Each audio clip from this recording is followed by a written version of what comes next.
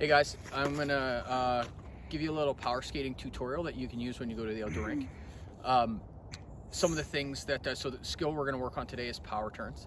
And then we're gonna emphasize power turns and coming out of the turn with a crossover and the proper technique for a crossover coming out of a turn. So before we start, maybe I'll go through a couple of technical terms that I use when I go through a skill.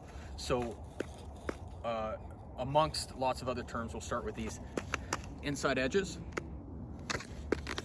These are outside edges.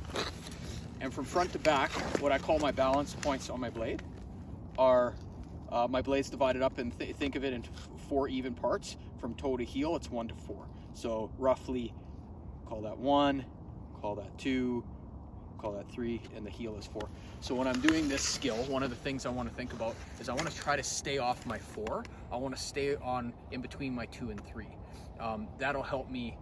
Anytime I go on my heel, I start to put brakes on, or I start to slow myself down. My skate starts to cut into the ice a little bit more, and I get a little bit more friction than I want. The other thing is I want to stay really low, and I want to have some turn in my upper body that helps my lower body turn.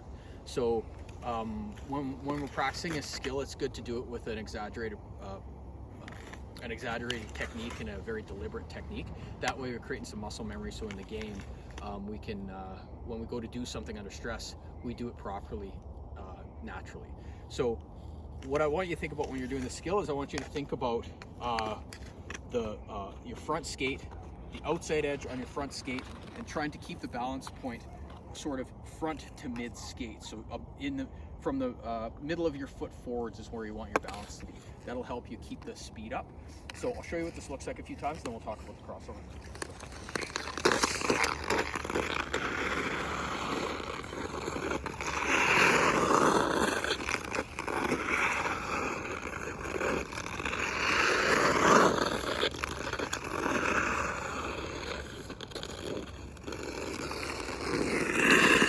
What I'm trying to do there, and why I'm dragging the ice, is I'm dragging the ice to try to guarantee that I'm low enough, that if I'm low enough that I'm hitting the ice, then I'm usually well balanced and I have a low center of gravity.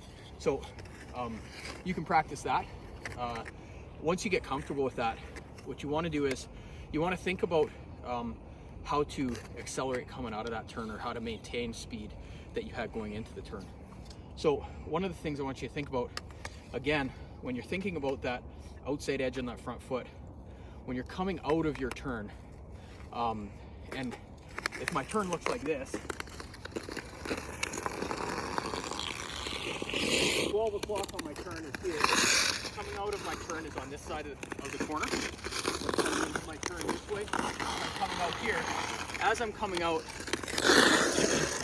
out, think about the outside edge on your skate and really trying to force that skate underneath you. So pulling the ice underneath you, that'll get you going. So that's why a lot of people don't call them crossovers anymore. They call them push unders or cross unders. So anyway, with some emphasis on that, I want to stay low. I don't want to have like vertical displacement, which means I don't want to push my energy up in the air. So I don't want to be bobbing. I want to stay down low and keep my knee bend pushing ice. So that would look like this.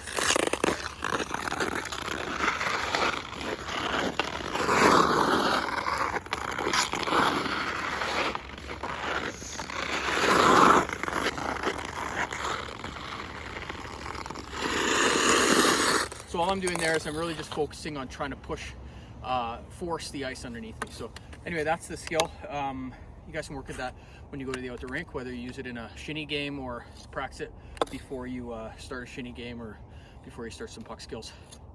Anyways, thanks guys. Let me know if there's any questions. See you later.